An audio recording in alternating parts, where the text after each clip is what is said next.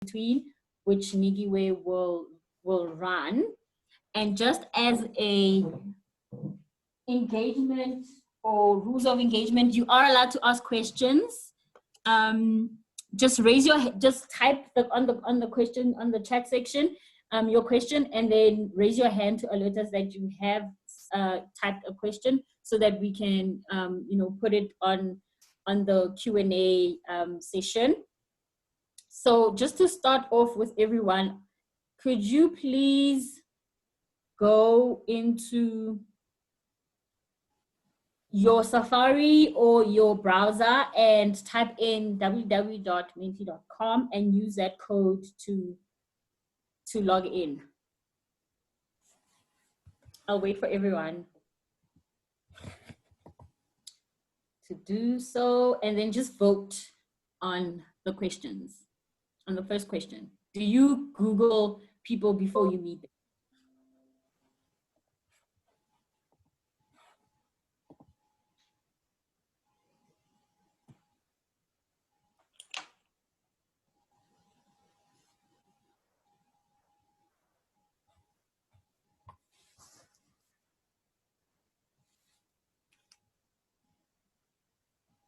And the next question, has everyone voted? I have, yes. No, I haven't voted. I'm still trying to put in the code. Okay, so I'll give it 2 more minutes. Okay. Let me see the code quickly. 1880.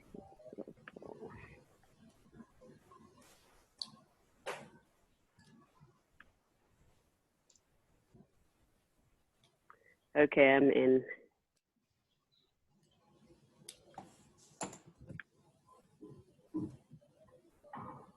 Justice, you need to welcome. Thank you for having us. Thank you, Justice. Just go into your Safari and type in the URL www.menti.com and then enter the code. You just found us with the first question that I just asked everyone, and then vote on the question. Then let us know once you have voted so that we know. I voted. Cool.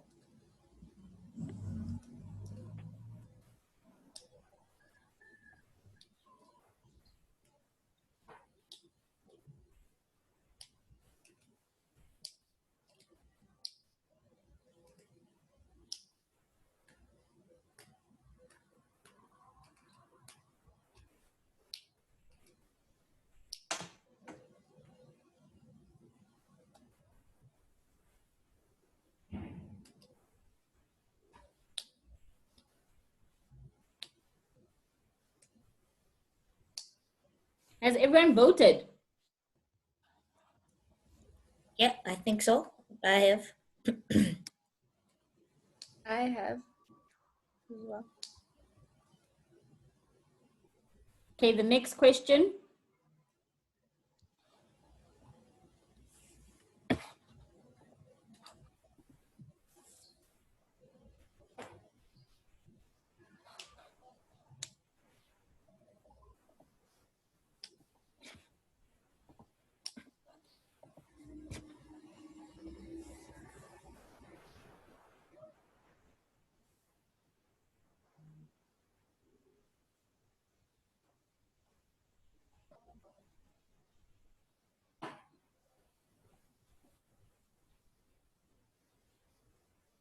Wow, that's interesting. LinkedIn is the least. That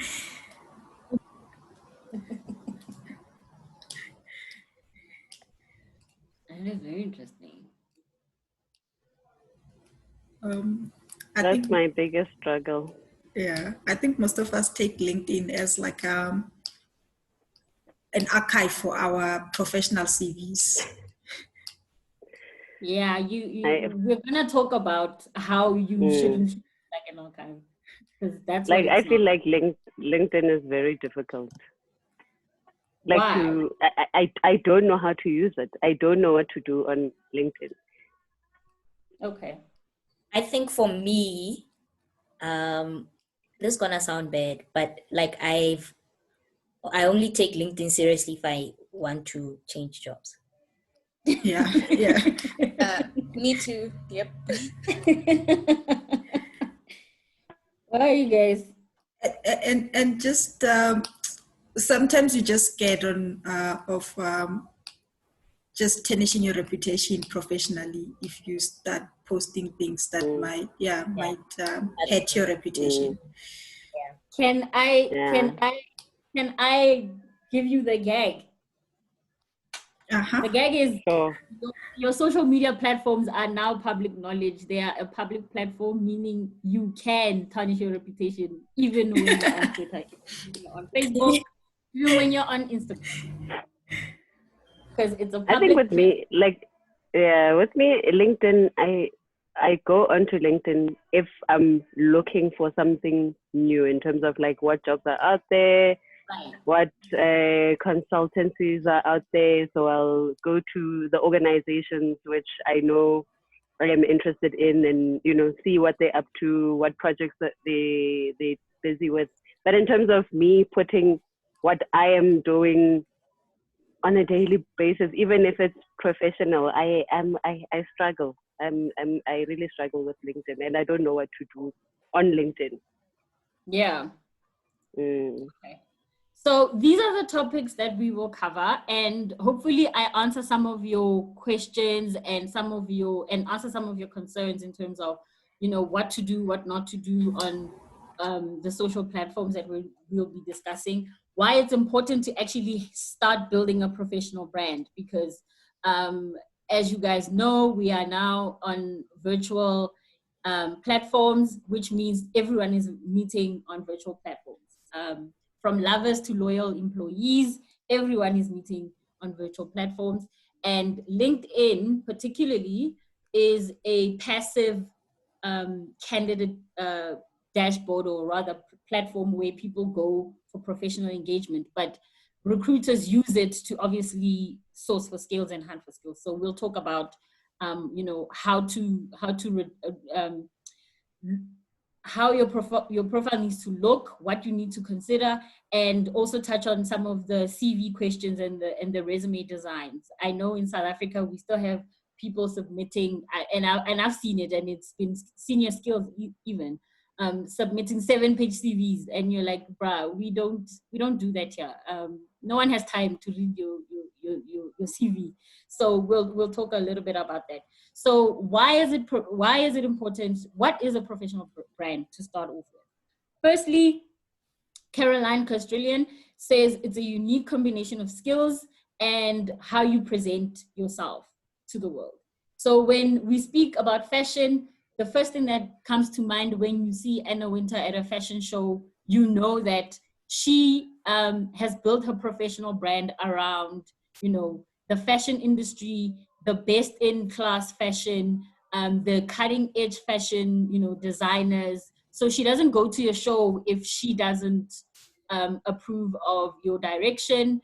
There's been talk that some of the designers actually show her their, runway pieces before they even show at fashion shows, because they really value her input and her feedback on, where their designs are going. She's always pushing the envelope. So she built a professional brand the traditional way, where it wasn't online, it wasn't on, any online platform where she was accessible, but now she's now moving towards the social media aspect, as Facebook launched a luxury business where they help brands advertise on Instagram, particularly because it's an aspirational platform. People go there to be inspired, to look at, the best of the best destinations, best of the best, ways of living, lifestyle, and whatsoever. So she was branded The Devil Wears Prada, a whole movie about her work ethic and devilizing her work ethic. But there's undertones, sexist undertones there. So we all know the struggle there with women working. But you also need to, if you've watched Devil Wears Prada, you also need to understand, for a movie to be made about somebody like her, it says something about how she's actually built her brand with fellow designers and other people working within the fashion industry. So what are the key drivers that are forcing people to start thinking about professional branding? Like I said, everyone is working on some sort of social media tool. It's now a communication tool. Years ago, LinkedIn moved into a mobile type of setup where you could text from your LinkedIn and DM people from your LinkedIn, but on your mobile phone, which created this chat, type of feel to the platform. And now people are using work WhatsApp groups as a means of communication. So a lot of people are now moving into social media and social media communication. But on the other side, it means that our different personalities are now living across different platforms. We have a personality for LinkedIn, we have a personality for Instagram, we have a personality for Twitter and Facebook. There's also a huge increase in user advocacy, what we now call cancel culture, where it's important to start being more aware of your footprint online and what you post online and how you post it. As the CEO of the ex-CEO of Uber got into trouble for this because an Uber driver recorded him, shouting at him and being racially discriminatory against him. And this went viral, and he was then ousted from his company. His investors said, you're tarnishing our corporate brand, which had nothing to do with, the corporate brand at the time. He was on a night out with two girls, and this video landed on social media, and now his company is being taken away from him. So we need to be aware of the negatives, but there's also the positives, where the KFC wedding, we know people got brands coming in to fund this couple who were being roasted on Twitter, but brands came on board and then they funded their dream wedding and dream destination. So there's also the social aspect, which means also brands and businesses are starting to be more socially conscious as they engage more and more on social media. So we've also known that since the days of YouTube, people have been recruited as talent for their skills. Justin Bieber is one of them, but he's one of a litany of artists that have been recruited from there. So on the industry, on the entertainment side, you're getting people recruiting talent from rappers to lighting specialists to designers to makeup artists because of their social media presence. There's also the influencer culture that's started to gain momentum. But on the reputation side, there's also businesses that are now starting to think more about, and industries that are starting to think more about how they can use social media to control a crisis. For example, going back to the Uber example, once this video went viral, Uber came on board and did a whole PR exercise that was social media driven about Uber, because they did not want their users to stop using Uber, because that obviously impacts how they run their business operations. So these are the main drivers why it's more important than ever to start thinking about your professional brand. There's also, when we talk about the importance of a professional brand, there's the behavioral aspect of it, where we now have two first impressions. The first one is you meeting someone virtually first. So when you meet a new person, whether it's a dating potential lover or a potential candidate, you first Google them. You go and you see what they have been doing. There's AI is now more helpful in pulling up people's profiles, so I can actually see, using your email address as a search function, to see where you are in terms of which accounts you have. Even though you did not declare that you have Instagram or Facebook, but it will come up because Google will tell me as a recruiter. There's also the differentiation of trust building, because when you meet somebody on virtually first, it changes your perception of that person, and you start now thinking of them as a more human person rather than a business person. So you start to see what they care about, particularly if you have put your LinkedIn profile well enough for somebody to, to understand holistically the type of person you are. And we're going to touch on that as well. And COVID has forced us to, engage more on virtual platforms. So there's that convergence of professional and personal, which means we are starting to see people's homes. We are going into their homes, understanding, being more empathetic about them being mothers who have to take care of kids and still work, those kinds of things. So the hack is never walk into a room without knowing who is in the room. That is the new way of meeting people. You first need to understand who are you going to be meeting and what do they care about. That influences how you engage with them. That influences the conversation you are going to have with them on a human level. And if you are a candidate for a potential job, if you know your hiring manager from his LinkedIn profile cares about, social impact work, CSI type work, then if you are involved in CSI and social impact work, you mention those things in your interview so that you can get, the brownie points that will enable you to maybe be hired. There's also doing business and upskilling your trade on social platforms, particularly on LinkedIn. There's a LinkedIn Learning, feature where you can go and learn about certain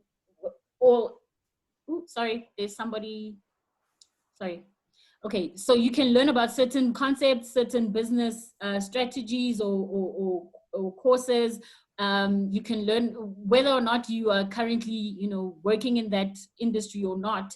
You can learn about it, and it's not restricted like going to a university where you first have to prove that you have a particular degree to, commence into maybe learning about marketing, for example, if you're a developer. There's also that borderless global networking, where you can literally network with anyone in the world, depending on who you follow. Obviously, we are going to talk about that a little bit more later, how you follow them and what you can actually access in terms of networking with them. I know for me, how I started Women in Big Data was that I was talking to somebody who has never met me physically, but they were able to encourage me to start this community, and now they are very supportive in what we do and the activities we do. There's also remote working, which is going to be a huge game changer for our country, particularly because the tech talent that we have is so small, but it also, these are people that have African experience. So they will be highly attractive for the tech firms, global tech firms.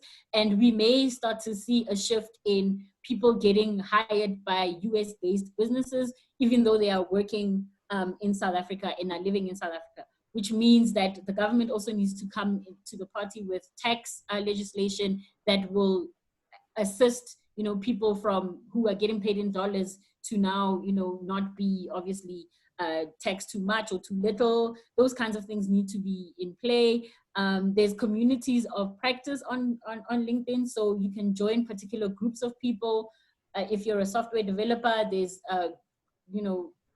dev groups that you can join to really start to learn more about your particular field, and to engage more with industry players in different markets, so that you can also understand where your potential career could be going, which is great for career planning as well.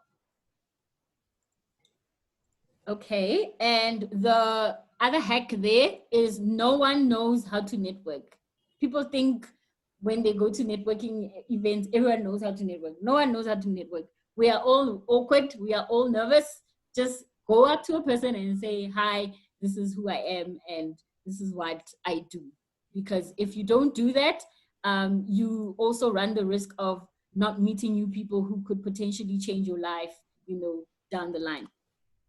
And then looking at the economic upside, brands are also identifying with people that share the same values as them. So the influencer culture has actually started to gain momentum in South Africa. But on the economic side, we don't have the corporate influencers just as yet. I think I am of the opinion that they are being groomed, and they are actually being identified for particular kinds of campaigns where you will start to see companies wanting to hire influential leaders, quote unquote. You're starting to see Old Mutual also identify people who have an interest in financial management, like Nicolette, and then they are bringing her on to come and teach people about financial planning. So those are the kinds of things that you can also benefit from having a professional brand. You also have increased exposure to getting invitations for conferences. Some conferences are paid, others are not, but also it's the exposure to markets that you don't necessarily work in, which is an upside for your career and your wallet. The money will come, so don't focus on getting the money, focus on what the value you are bringing to the table, and then you can then talk about the wallet going forward. So the platforms that we normally use in South Africa for professional branding is LinkedIn. However, I can tell you now that most of recruitment, especially for tech skills, happens on Twitter. Why Twitter? Because people are more relaxed on Twitter, and they are able to network more, which means you get to see who is connected to who. If you go to the follower list, this is now a recruiter hack that recruiters have started to use. So if you are on Twitter and you don't have somewhere in your bio, that talks about, you don't have to put where you're working, but what industry you're in and what type of role you're in, you're doing yourself a disservice, because this is how you can also get opportunities for hiring. So you will hear people say, take Twitter, HR Twitter. The other day, people were talking about finance Twitter. So those are the different professional communities that are tweeting at this moment in time in South Africa, but they are not, people are not taking it seriously as a professional platform, right? And it's also a popular platform to use for conferences, because people will then live tweet and then you can follow the hashtags. I do this for conferences where I'm not necessarily, I can't afford either to go, or it's in another market or jurisdiction, whether it's in the US or it's in Asia. I follow the hashtags to a particular conference, and then I get to follow the conversation, and obviously follow more people who are either presenting or are engaging with the content at that particular conference.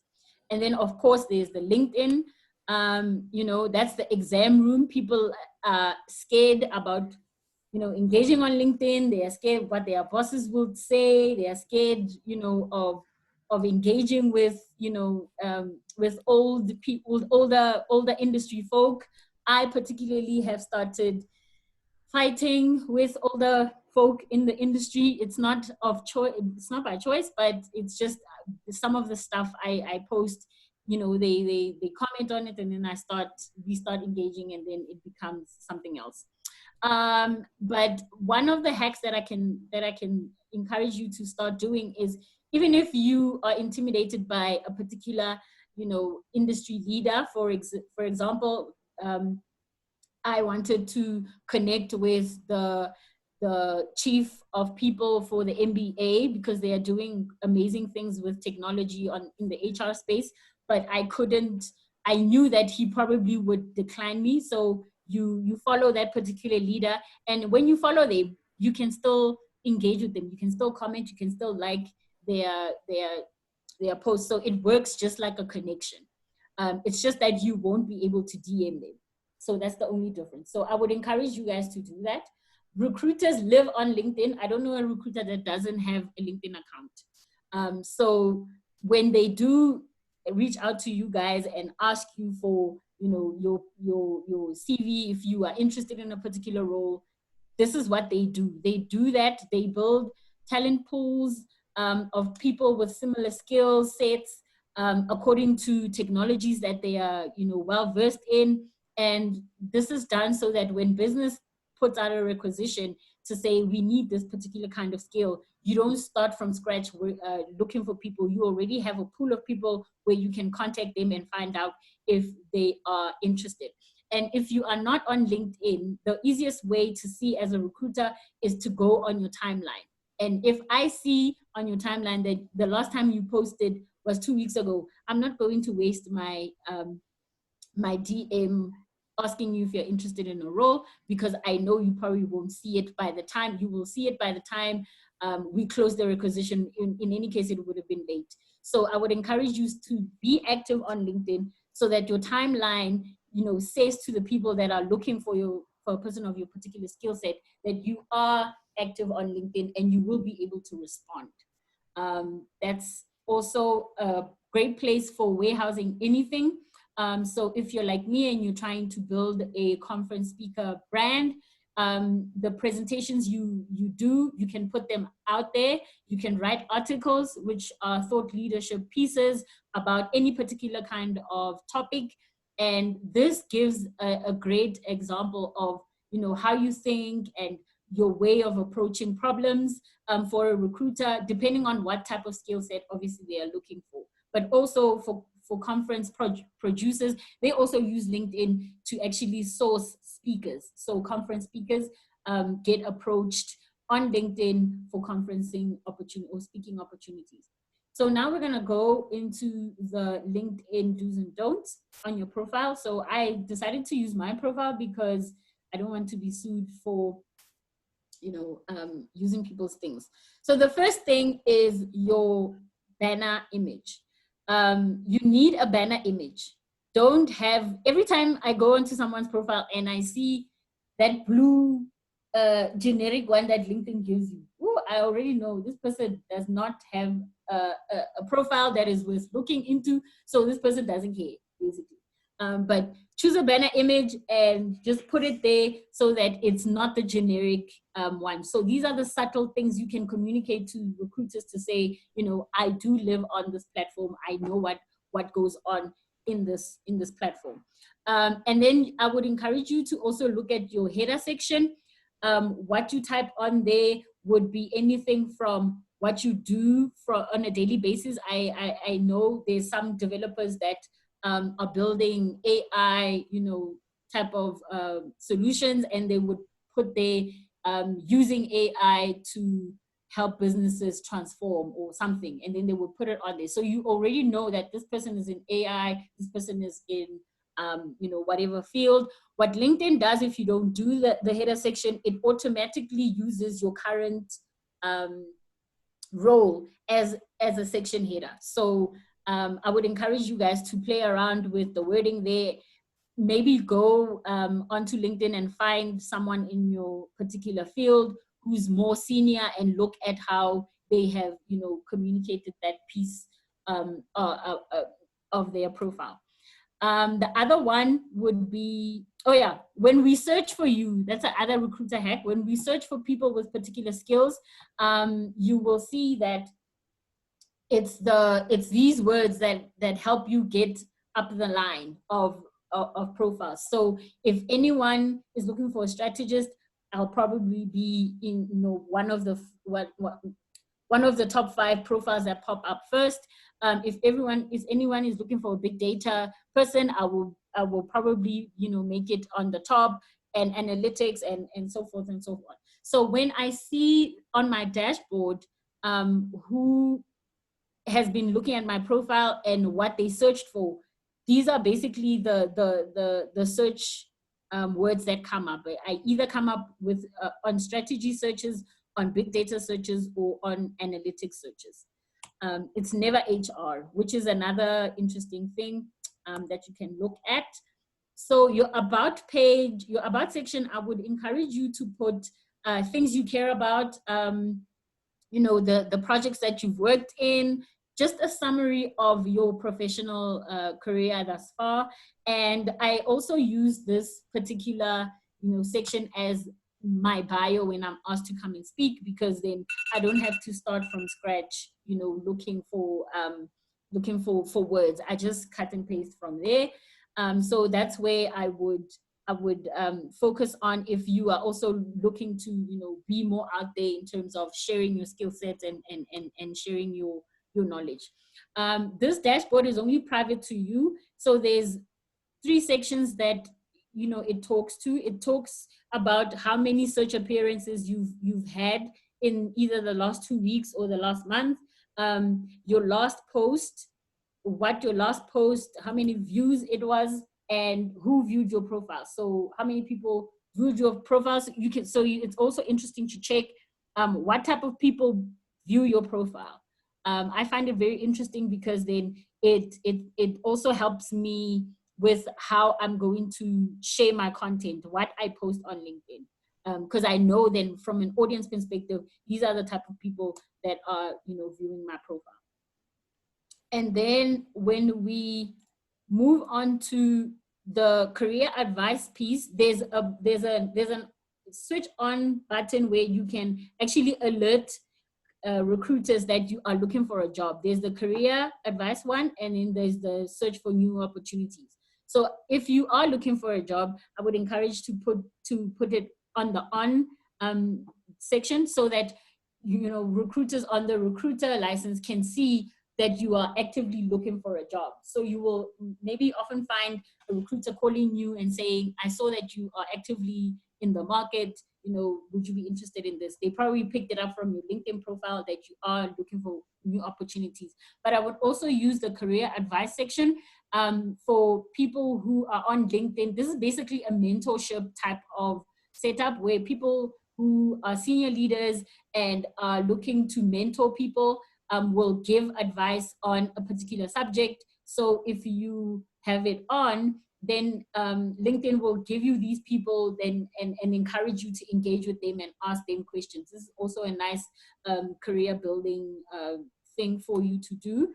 And like I said, if you are, a person who presents a lot more, you can also upload your presentations on SlideShare, and then it will share it onto, SlideShare is owned by LinkedIn, so it will share it onto your main profile. This also gives the recruiter or conference speakers, a bit about what type of content you present on when you are at conferences, so that they don't engage in a conversation with you that might not be interesting for you. No one wants to waste time, so having this kind of information already available is very useful. So if you're a lifelong learner and you want the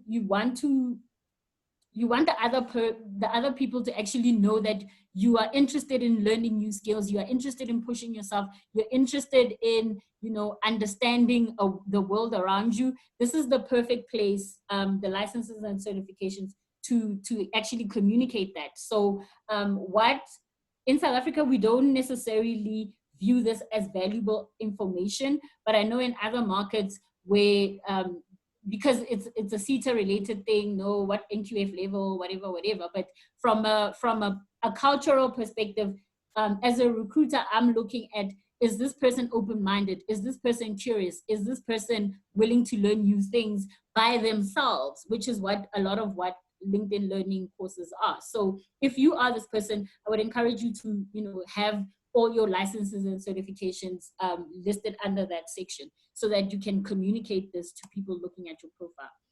I actually think LinkedIn should change this from volunteer experience to social impact work, because more and more businesses are becoming socially conscious. But if you are volunteering at any organization, I would encourage you to also upload that onto your timeline, onto your profile, so that people know that you are actually, spending some of your personal time, giving back.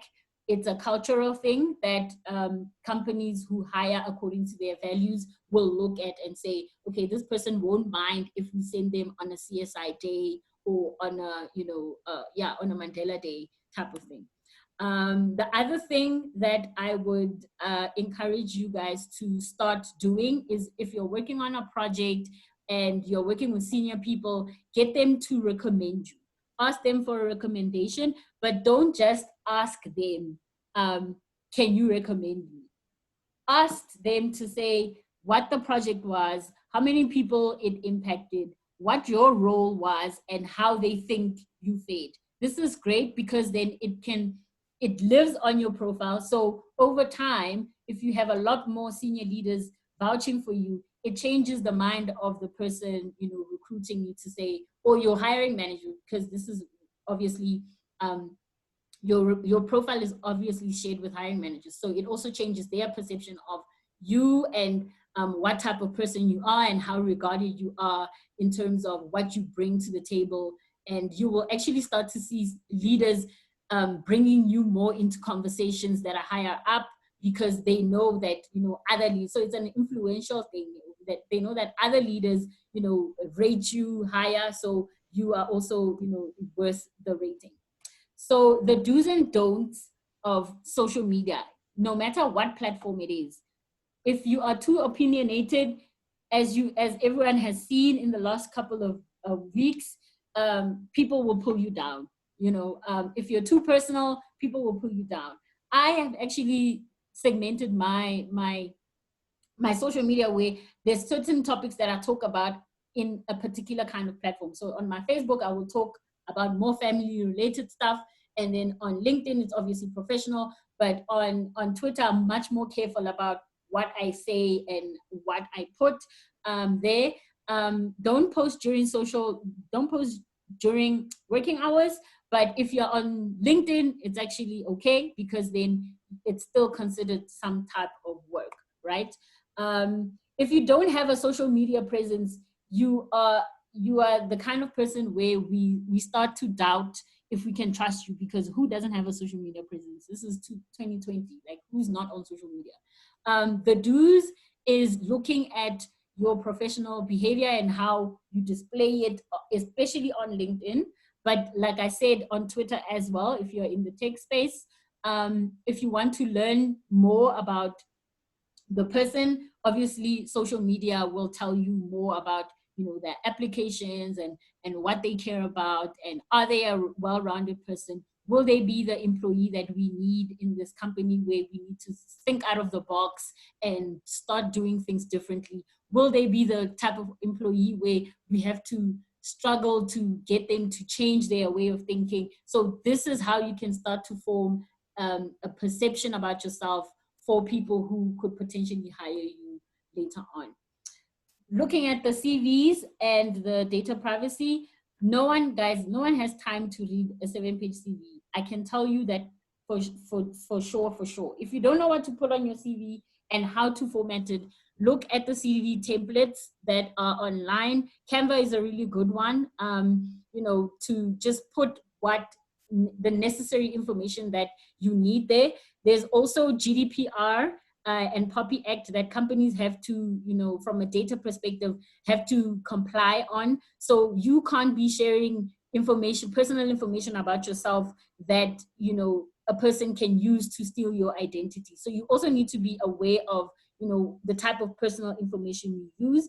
I can tell you now, in the HR community, businesses are now looking at how they ask candidates for information. So yes, in South Africa, people are still expected to have, you know, their personal information about their ID and everything on their CVs, but that is changing because of the compliance legislation, which is GDPR and POPI. POPI is the South African version of GDPR, and GDPR is the global one where all the global businesses are adhering to in terms of data, you know, privacy. So I would also encourage you guys to relook at how you communicate your personal information on your CV. Any typical recruiter has at least 30 seconds to go through your CV and look at if you are a match for the role or not. If you are talking about a lot of, you know, things that you've done and yeah, I went to America, yeah, I came back, no one cares. Just put what projects you worked on. how the project, how many people it impacted, how much the costing was if you're in the finance sector, and what your role in that was. Don't talk about your duties, and people don't really actually read duties, guys. They want to know what your role in that thing was, so that they can make a decision about, are you the perfect hire for, you know, for their particular role. So your personal information would be the mobile number and the email address. So what I want to know as a recruiter is your name, where do I contact you, where did you study, and what have you done in your career? That's all I want to know. I don't want to know anything else about you being single, you being married, you being a Christian. I don't want to know those things, because they don't comply to the GDPR and POPI Act legislations. So I will open up for questions if you guys are good. I'll stop to share there. Naomi, I think on the chat box there are people who ask questions there. So okay.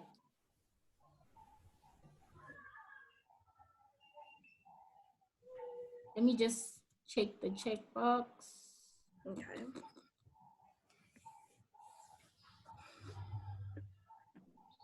We're in different fields, very different to each other. How do you differentiate profiles? Okay. Can I elaborate? Yes, please. So while you're speaking, right? Okay, how do I put it? If you, let's say, in terms of my professional academia kind of work, that requires a certain kind of thinking, a certain group of people, a certain kind of things that I could put onto my profile, certain kind of articles I can share related to, you know, let's say my The public profession. health profession in general. Hmm. And then I also have my business life. So that is in agriculture.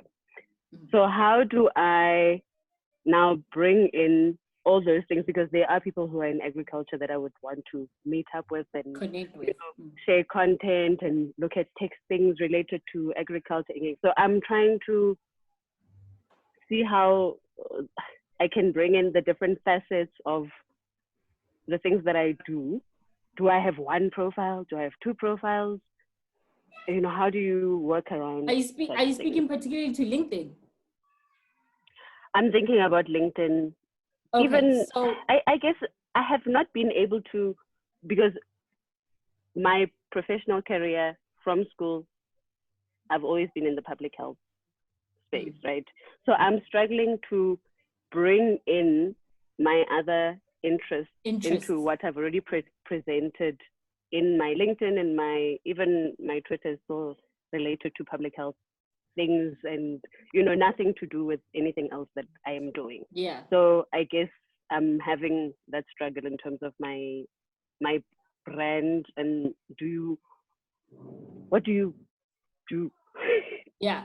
So yeah. LinkedIn is great in that you can literally be interested in anything and still follow the people there, and then bring in that type of content together. So what I mean by that is you can follow the leaders in public health, you know, the ones that you resonate with on LinkedIn. And then you can also follow leaders in agriculture that you resonate with. And then try and link how public health impacts the agricultural sector, you know, with your content. See that where the intersections lie. You can also look at how agriculture has grown or develops through the times because of this COVID now. Because now the way people do, you know, produce goods and produce food, it's going to be fundamentally different. So that's your content is kind of like the glue that brings all your interests together. So what you post about, what you comment on, and that's why I say follow the people, because you can also comment on their perception and say, well, from a South African perspective, you know, if you're looking at the agricultural space, for example, So you are also, you know, through your commentary, bringing those interests together. You don't necessarily have to have separate accounts. You can just have an interest in a myriad of things, follow the people that are game changing in those fields, and then comment on their posts. So, yeah, because I think in my head I've compartmentalized Yes. everything. So like this is this is that, and so when we talk about social media presence, I'm unable to merge the to two. make it like but I think you certainly got me, and I understand what you mean in terms of being able to actually show the links and where everything intersects, because it does. Yeah. And if you But think about e-commerce and how we are Mm. going to be buying fresh goods, there's the tech element as well now the that's tech, yes. entering the mind space. So there's public health. How do we make sure that the people that are working, in those fields are, taken care of protected. from a public health, but also, the goods that they produce, how are they going to be sold so that So those they are- would be like the kind of articles and things that you write about. Yes, So that you you just write. say thoughts and the way I haven't taken LinkedIn seriously. Yeah. I'm seeing the benefits as you're speaking. Yeah. Thank you. So Okay, as you read makes an sense. article and you resonate with a particular kind of sentence, you can take that sentence and put it in quotation marks and then post that article. So you don't necessarily also have to all the time post about your own, original post. You can just share an article, because again, it communicates to people that you care about a particular topic and this is your thinking about that particular topic. Yeah. Sure. Okay. Thank you. So Mati says, in terms of being active on various platforms, is it in terms of posting or engaging with other people's posts? Mati, do you want to elaborate on that?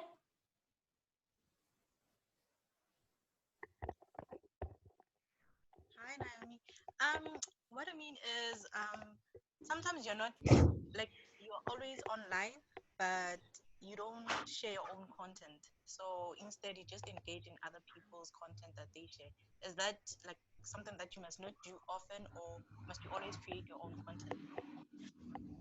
Yeah, so you want to have a mix. You want to have a mix of your own original thoughts that you post about and what you think about other people. Remember, we are living in a community of professionals. So there's people that are going to hold certain views about certain things. And if you disagree with them, it's fine. But, it's how you disagree that you need to also, be aware of.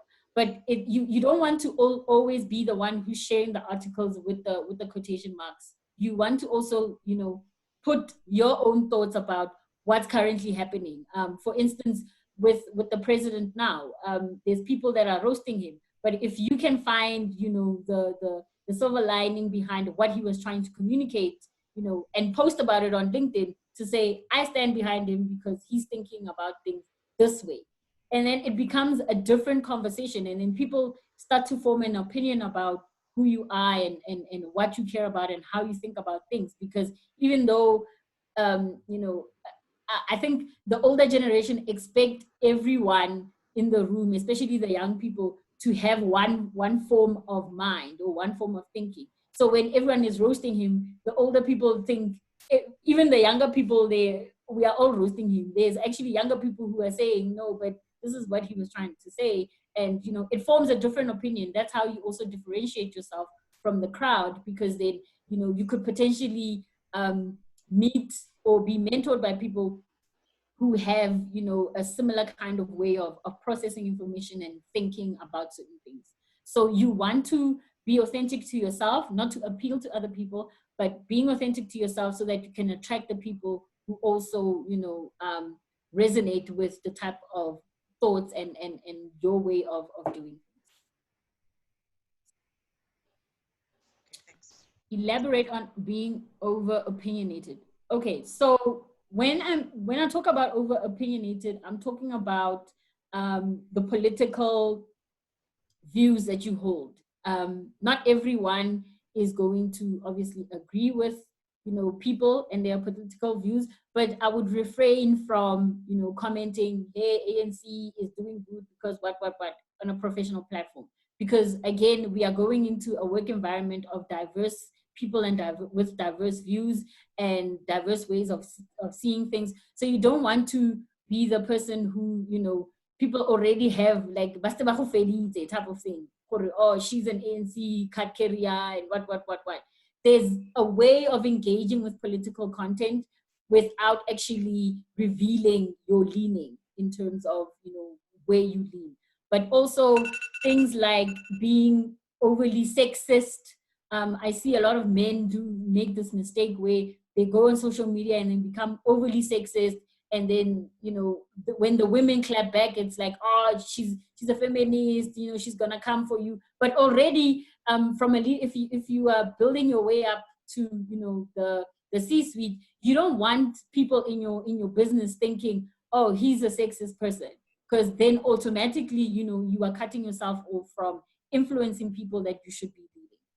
So that's what I mean. Yeah, thank you. Yeah. Any more questions? So Naomi, I have a question. Like in terms of networking, when you're attending, let's say you're attending a party and you meet an influential person there, how do you know how to address that person? Because people who are in high positions don't always want to hear about, hey, this latest trend, this one. How do you engage with in a party, in like instead of a business event, how do you engage with that person in a party?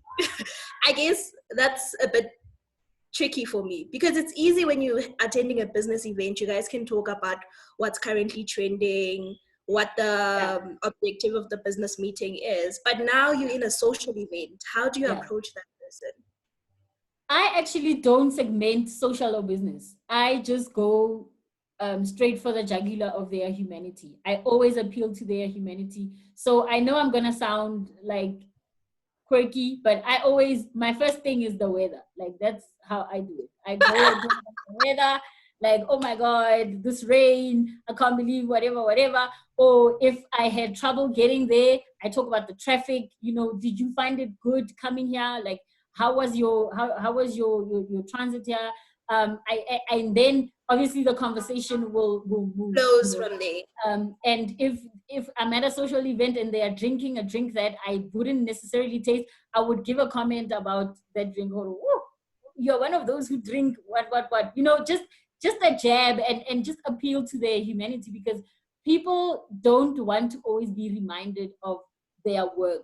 I mean, if you're a leader, you really want to escape sometimes, and this is why you attend social events, so that you can escape your reality and just be a human being. So if you're being, you know, constantly bombarded by, oh my God, you are such an inspirational leader, it's like, okay, I came here to be sociable, and now these people are treating me like a celebrity. You know, if you appeal to their humanity, then it's like, oh, so you like those socks, you know, have you seen Skinny Boo? Skinny's Boo actually, you know, launched a new range, what. So you appeal to their way of life, not what they do for a living. That's how I know. Yeah. That's good. Okay, just in the interest of time, let's move over to you, Johanna.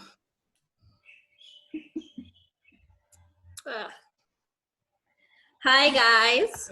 Journey. Morning. So I'm going to be sharing on my career journey, right? So I'll start by introducing myself, and then I'll tell you all about my journey.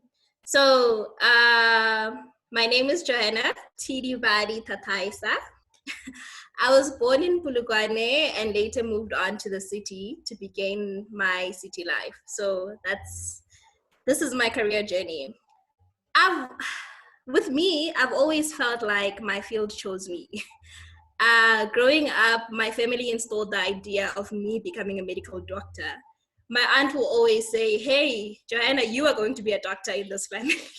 So based on that influence, I fixed my mind in that goal that, okay, I'm going to be a doctor. So this is what I'm working towards.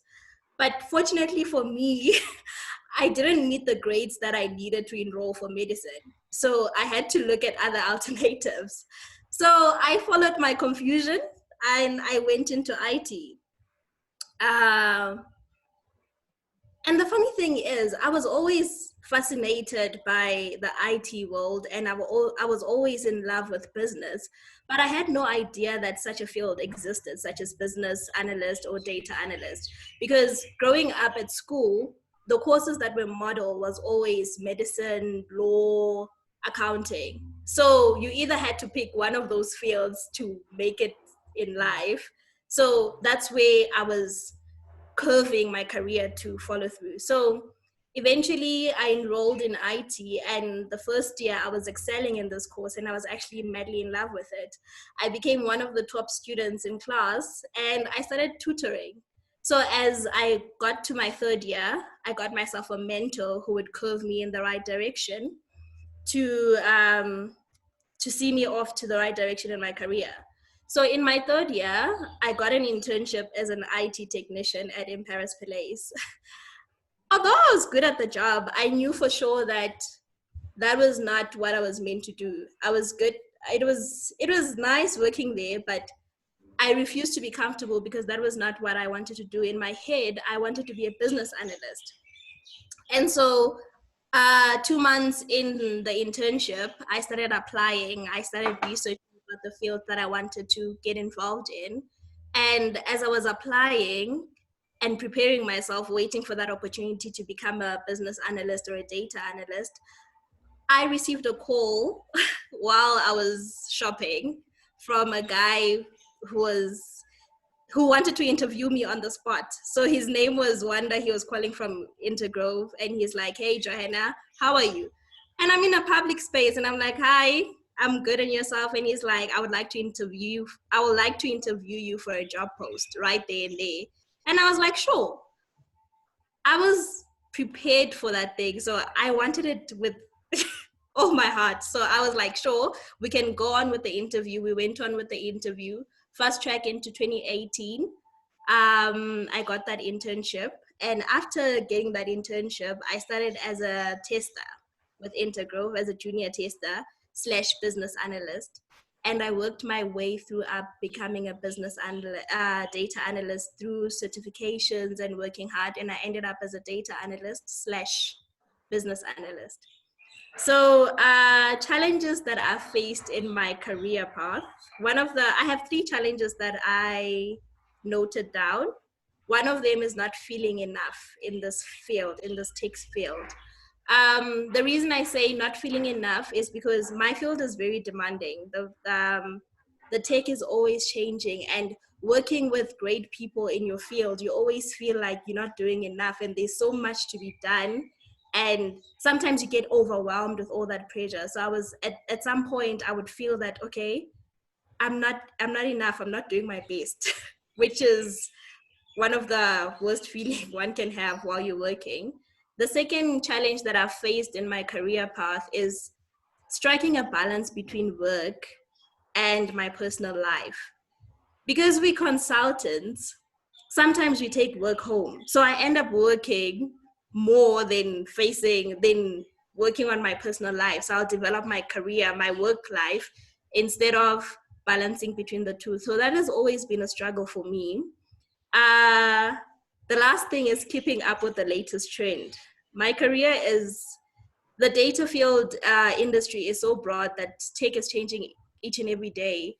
And in order to remain relevant in the market, you need to constantly keep up with the latest trends, what's happening out there, who's releasing what. So due to the demanding job of always having a project, being a consultant, you focus on that particular project and you forget to develop yourself outside your workplace.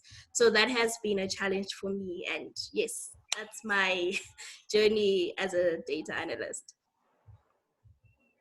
Any questions?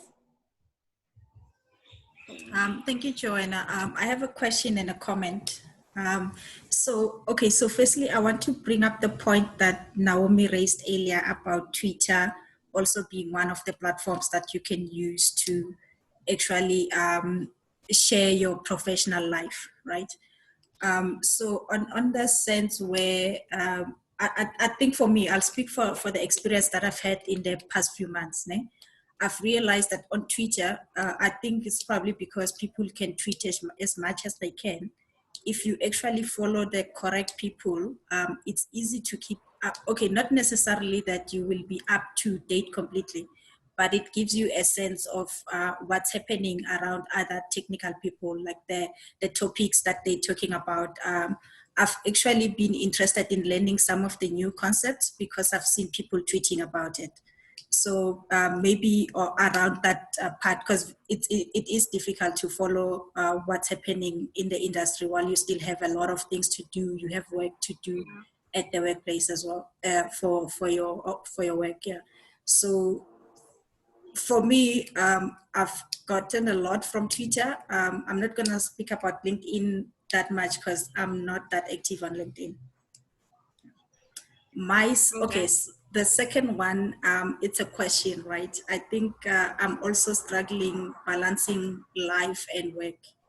We sometimes we work way too much that you find yourself waking up on Saturday to work, right? As if it's a normal working day. So and the thing that makes us get into that point is because every time you're working, you're transitioning into a new position, and there's always the need to impress your manager on the new role that you've been assigned to. So I'm just trying to understand, probably from everyone else as well, how you get to, because when you get to that position, sometimes you end up in a position where everyone is giving you work more than they should, because they know you're gonna do it and you're gonna deliver on time, as opposed to it being given to someone else. So how do you get the balance to perform enough to impress, but also not too hard that everything ends up falling on you? Yeah, I hear what you're saying. And just recently I was reading an article on Forbes about exactly what you're raising now. And they were talking about how sometimes overworking allows your employer to actually take advantage of you. Yep. And so sometimes if you don't know how to communicate, so for some people, you can't say, no, this is too much. You just accept whatever comes your way. And they were actually encouraging people to speak up, not in a way that it will put down your role, but to actually say that I'm currently occupied with this. Can we actually do this? So they know that, you know what, you don't, although you can do it, you just don't have the capacity to do it because you end up being overworked. So I don't know what, if someone else I was actually going to add, there's a way of actually saying, I can't do it. You don't say I can't do it. You say, I don't have the capacity right now. This is what I'm currently doing. This is how long it's going to take me. Yeah. And I will probably need to, take a break in between so that I can focus my mind. So you're not exactly saying outright, no, I don't want to, but you're giving the reason before you say no. So that by the time you say, you don't actually also have to say, I can't do it. You just say, I don't have the capacity. Already, you've already answered the no. Like you've already said, I don't know. There's a question. Oh yeah. Yeah. Okay. Yeah, just for that, very quickly.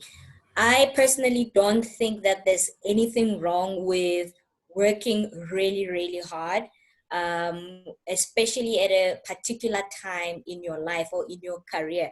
If you're still trying to establish your role or what you're still, because working hard also presents an opportunity to learn, right? As you're saying right now, when you're moving from one role to the next, you're also learning and trying to excel in that.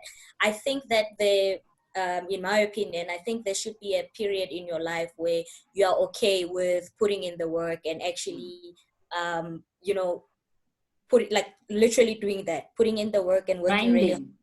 And moving to a point where you actually take a little bit of your personal time to build your career, to get you to a point where, because that time does come where you are established enough to say, for us to know that, okay, Nigiwe can do this, she knows how to do that. And then when you say to me, Yenelo, I don't have the capacity, I'm comfortable and I know that, yes, Nigiwe saying, no, because she really does not have the capacity. And I think as people, we need to also put timelines in our lives to say, okay, I'm working hard these 5 years, I'm putting everything I have in my career so that I get to this point. But when I get to because you will never reach the peak where you want to be. But when you are like where you are like comfortable to say, hey, actually, I've branded myself enough for people to know that I got this, I know what I'm doing. In that way, it becomes easier to choose. I'm doing this, I'm not doing that. I'm doing this, I'm not doing. True. That's a good build. That's a good build. I've never actually thought of it in that angle, and it's actually very insightful. I think the issue is no one teaches us career planning. So all of us, our main goal is to get into a career and get paid. Then you get stuck in that rat race of actually chasing the money. You don't focus on the value that you're bringing. So you change this job, you change that job, and then you get paid more, but you are not actually a valuable employee. You're just a high cost resource, you know. And then after a particular kind of time, you know, business needs people who have this experience, but they need to think about in a particular kind of way. You haven't actually taken the time to cultivate that. So yes, you are a senior manager, but you can't actually think.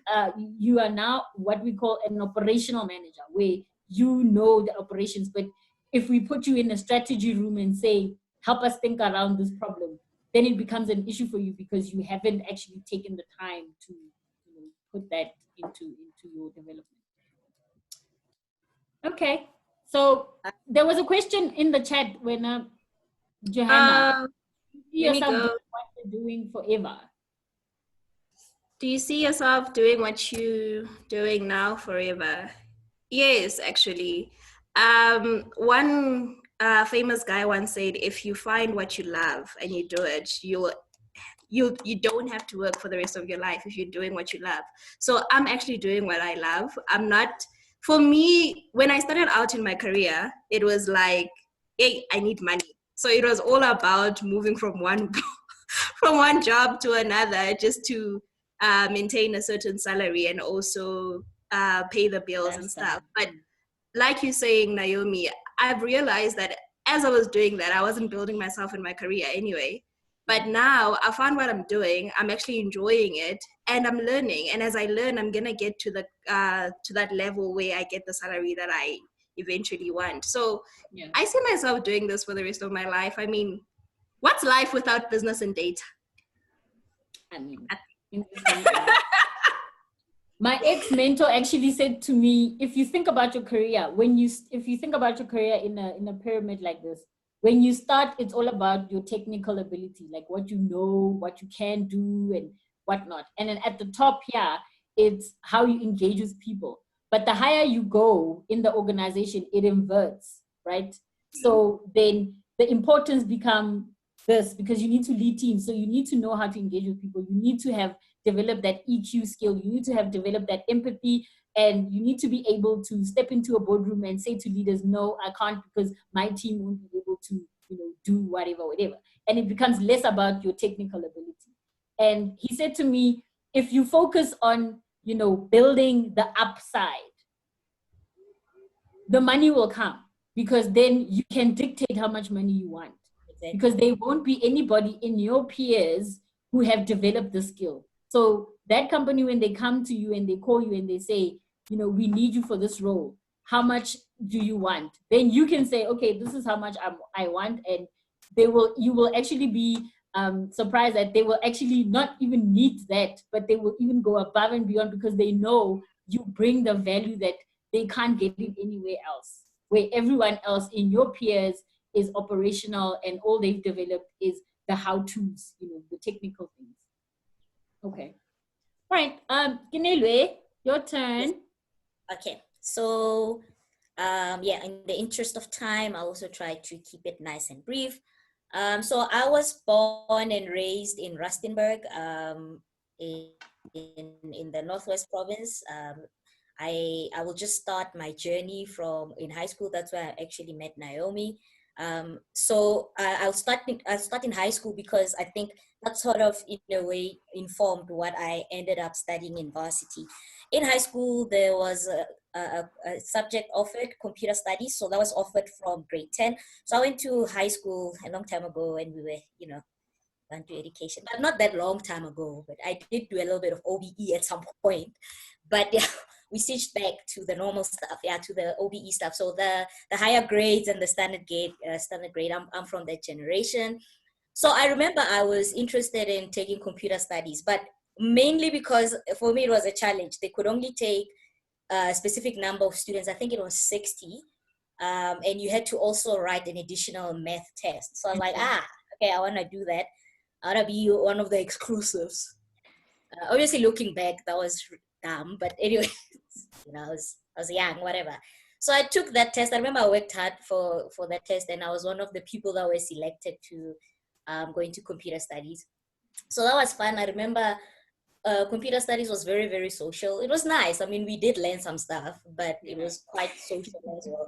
Because I remember the whole class at some point, everybody decided, we're switching to standard grade. Then everybody switched to standard grade. It was it was weird. It was fun. It was a fun class to be. I'm laughing because I was in that class and I was one of the people who switched to standard grade, okay? Remember, and literally everyone was like, standard grade. And I remember we were doing Pascal for high school, higher grade. So we just stopped coding, like it's the whole thing.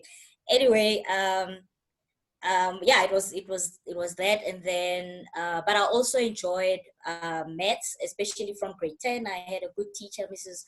Dubed, actually was quite inspirational, quite encouraging. I wasn't like one of the best math students there, but she really made me believe that I can do this. I really could. And I stayed there in the higher grade math class with the boffins. And yeah, I survived and I made it. So just like a lot of people, I was confused as to what I wanted to do after matric.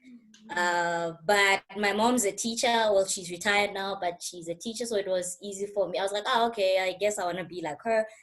I went and applied for an education degree, and I went in at WITS, and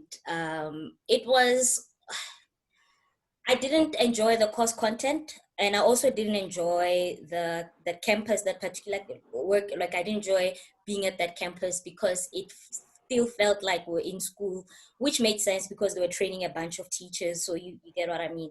But also what sort of a deal breaker for me was going through the teaching experiences. That was really hard for me. That was challenging.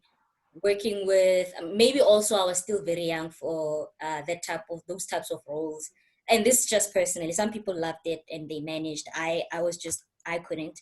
And I was fortunate enough to be able to change courses. I went to my mom crying and she said, okay, Sharp, you don't want to do this, but what do you want to do? And I was like, okay, computer science, computer science, I needed maths to do that. So my maths was fine. So we went there. And yeah, I've never looked back. A lot of my modules as well, to be honest, I was doing them because I liked how the name, like one of them, computation and applied mathematics, I liked how that sounded. So I picked that one. I was like, ooh, I'm doing that. What is it? Bring it. And I remember one of my modules was business accounting. And I took that because I was like, people are complaining about economics. I'm not doing that. So I'll take this. I was playing that module and I regret it very much right now. But I survived. So I finished, I graduated, and so very interestingly, I finished end of 2012, and Jan 2013, I was still playing around with the idea of doing my honors full-time or getting a job. Doing my honors full-time was not going to be feasible because, and that was just a personal choice, because I didn't have a sponsor. I didn't want my mom to pay again because she we had been going back and forth with the bursaries for the couple of years, and I was like, but qualification, so let me just stop being selfish. And then my cousin, actually, it was a Sunday, I was talking to her and I was frustrated. I was like, I don't know what's happening. What if I never get a job? What if I'm on the job market forever? And she was like, listen, can you register your CV on this platform called Pnet? I had never heard of Pnet before. I guess this also ties back to what Naomi has been presenting about all along with the whole digital branding. And, you know, so I literally, it was a Sunday, 8 p.m. I went online, I registered my CV there. The following morning, 8 o'clock, I was woken up by a phone call from a recruiter who had picked up my CV from Pnet. Less than 24 hours, you know, and yeah, you know, I was very lucky. It was a ripple effect from there. I went for interviews, and I obviously also enrolled, created a LinkedIn profile, and I kept getting phone calls and phone calls. I kept getting job offers, rejecting job offers. It was amazing. And I eventually got a phone call from another recruiter, and that made me land my first gig, which was a junior developer at Investec. So that was really great. So it was quite challenging as well for me because it wasn't a grad program. I went in as a junior, and I remember it was challenging as well because I was the only girl on the team and I was the only Black person on the team. So that was quite interesting. But my journey at Investec was great. It had these, I obviously had my own ups and downs, but I eventually formed relationship, built great relationships that literally got me to where I am right now. And I'm still in contact with a lot of the guys that I met at, in fact, a couple of years later, one of the consultants that came into Investec actually offered me a job. I remember, so from Investec, I moved to Ovations. Ovations, I took care of they had a bid with Discovery. Discovery was moving into opening the bank, and they were looking into creating a workflow application for onboarding. So for clients opening account openings and all that. And I also moved with the same company. I was also working for Vodacom. So that was really nice. I mean, I had already been in the finance sector. So now I was moving into health or medical aid. And then I worked at a telecom. So that's when I realized that I'm probably gonna end up in consulting.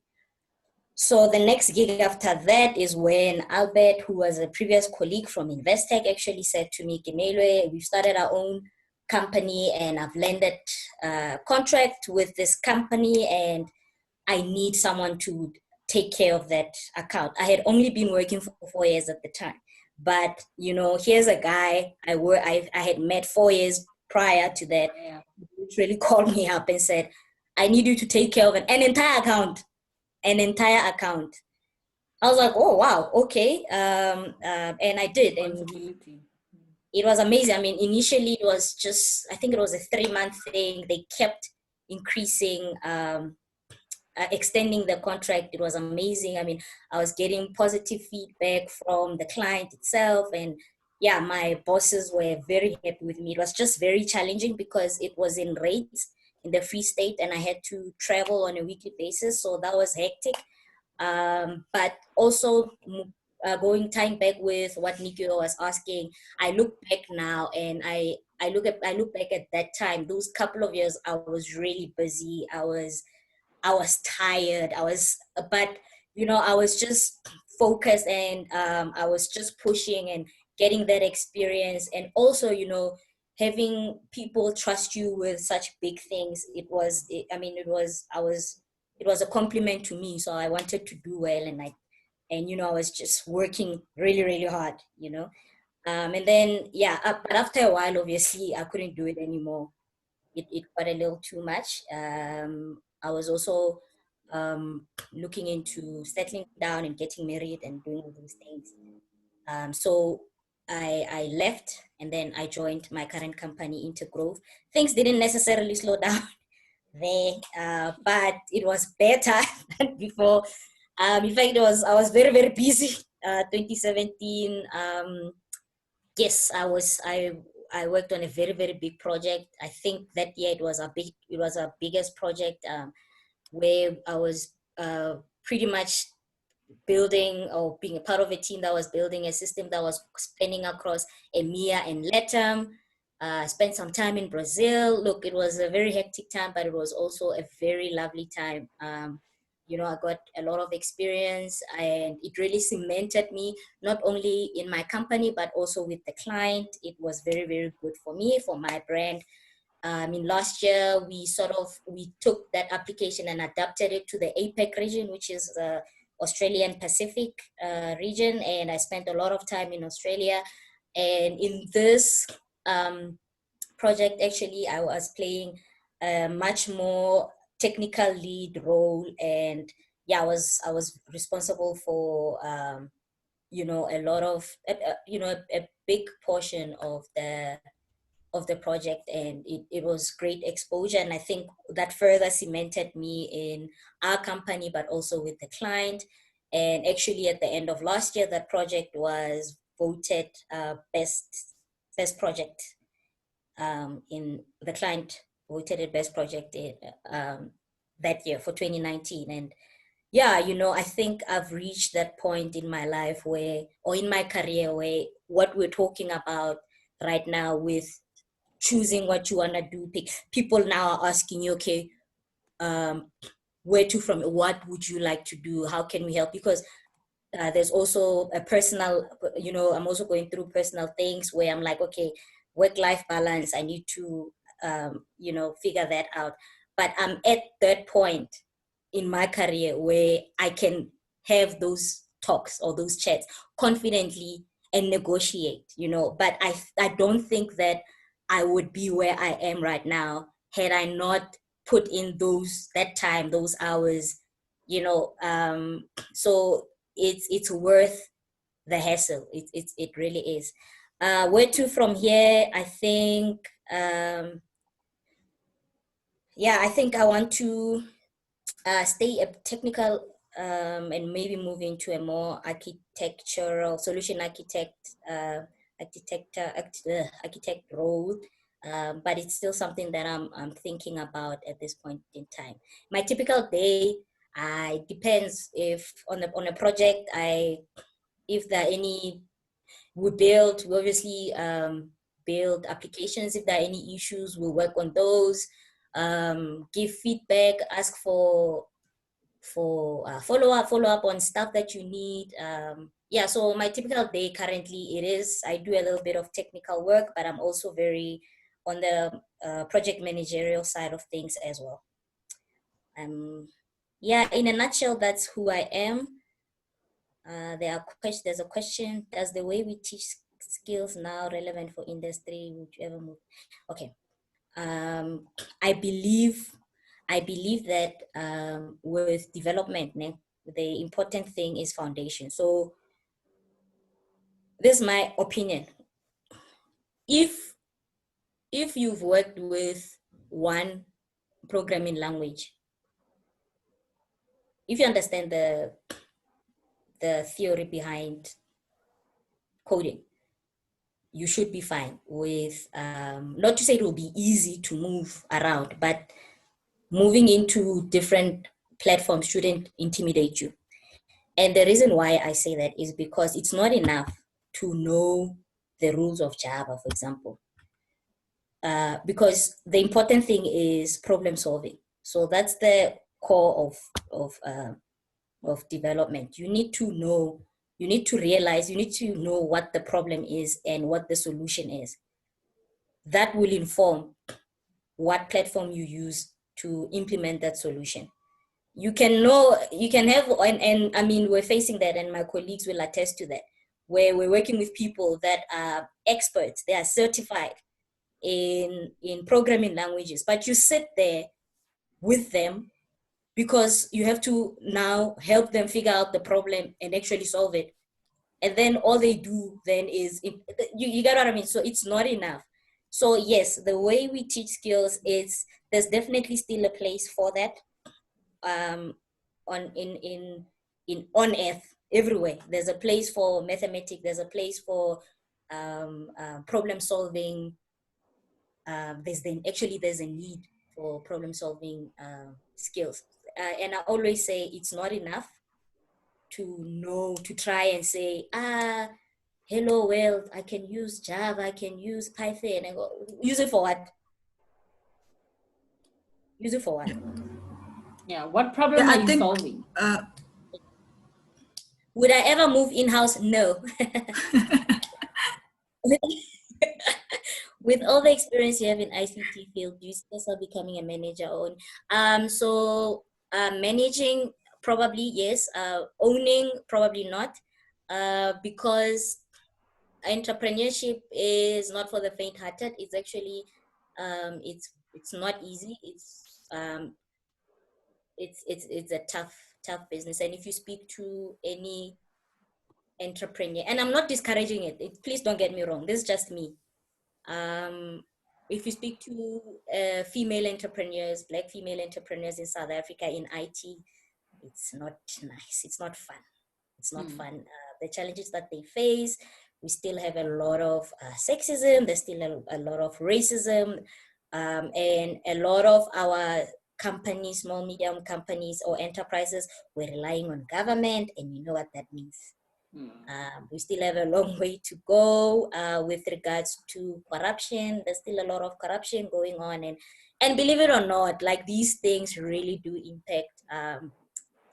You hear about it, and then until you speak to someone who's living it, who's experiencing it, and you're like, yeah, look, unless you have a lot of capital, which I don't have, you can try and I would encourage it. If, like I said, these are the type of things like entrepreneurship. It's something that you have to have the heart for. Don't do it because everyone is doing it or you want more money or whatever, because it's not easy. And Please okay, sorry, can I add? Can I add on the entrepreneur side, right? I think also people confuse being good at something as to maybe now you need to start opening a company. You can be good technically, but also just look at something that you see yourself being in that position 24/7. So you can be in IT, but also your entrepreneurial goals or be in a different industry. So it doesn't necessarily have to be within IT. Yes. Yeah. Yeah. Yeah. Absolutely. Can you please explain the difference in appeal for being an IT consultant versus an IT in-house person? Why is there discrepancy? Okay, in my experience, so I've only been in-house once in my life, and that was at my first job. Firstly, what I noticed is that even though you will have in-house developers, these companies will get in consultants to come and do the work. Okay, so you find that the core system, the core functionalities of the systems, they'll go and get experts to come and do that. So you start wondering that, okay, what am I here just to eventually support this application, or what's going on? So that was one of my problems, actually, my issues with where I was. It's just that I had personal relationships with these guys, and because they were very cool. Like they realized they saw my enthusiasm. So you find that Alberto Vota will say, hey, can you do this? I'm coming back. And then they would leave and do their own personal things. And then I would go to them if I had any issues. So if I was someone else, I would have probably said, these guys are using me. But what I thought, I was like, oh, good shot. I get to do this and actually implement what I studied, or what I went training for, because I went for training when I was there. So there's that. 2, the money, whether you like it or not, you will get paid more if you are a consultant, more than in-house. But also 3, globally and locally, believe it or not, these big companies are now moving towards consulting firms for their applications, because they don't want to incur the overhead, the overheads and so on. So there's that. We're definitely seeing it from an HR perspective, where in the IT skills, industry, or rather in the IT skills fields, there's a large contingent there's a large group of contingent work. So it's mostly contract based, mostly consultant based. Most of the people with the good IT skills would rather actually work on a contract than be in-house. I never really understood the appeal until I had the conversation with you, which obviously, helped me understand from an HR perspective what we can do if we are a business trying to attract these IT skills into the business. But also, it's very interesting to note that that moving away from having an in-house solution and then incurring the cost of it. It's much rather, although from a risk perspective, it actually increases the risk for the business, but from a cost perspective, it decreases the cost that the business then incurs in terms of, keeping the solution alive. There's also another last question. I'm mindful that we are 5 minutes away. So just this last question and then we can close. Okay, so the importance of social presence within your company as a technical person. Okay, so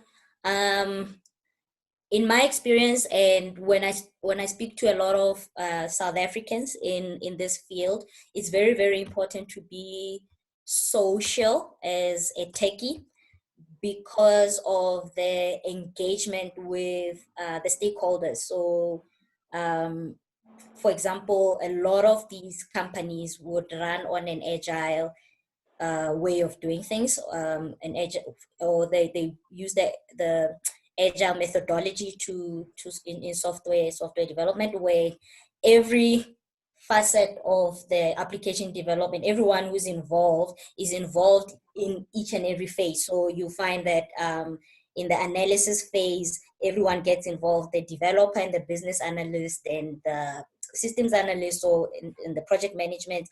So for traditionally, developers would get involved.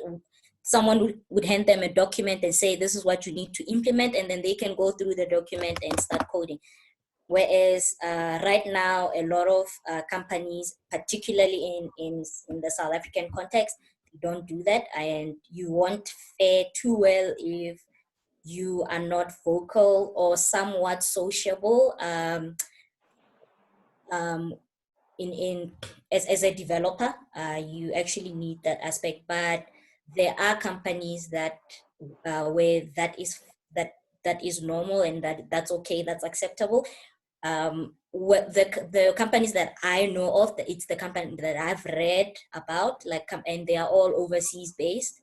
Your Google, your Facebook, your all these big tech houses where you still find the typical introverted techie that does the development work, and they survive. They're okay. In fact, they're rich. They come into the office, they don't talk to anyone, or they never even come into the office. Maybe they work remotely, but they're doing well.